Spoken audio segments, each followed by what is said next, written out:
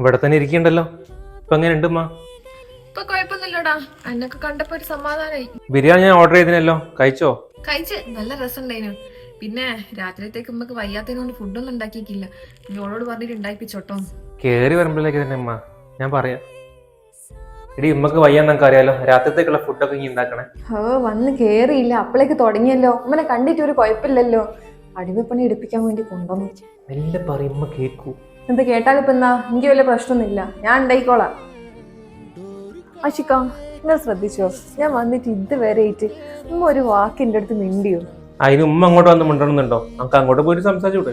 അതിന് എനിക്ക് നല്ലപോലെ ഒന്നും മുഖം തരണ്ടേ? നിങ്ങളെന്താ ഇങ്ങനെ? നിങ്ങൾ മാത്രം ഒന്നും കാണാത്തേ? ഉമ്മനെ സ്നേഹിക്കുന്നൊക്കെ നല്ലതാ, പക്ഷെ ഭാര്യമാർക്ക് ഒരു വിലയും തരാണ്ട് എപ്പോഴും മമ്മ ബോയ് ആയി നടക്കുന്ന ആൾക്കാരൊന്നും കല്യാണം കഴിക്കാത്ത നല്ലേ.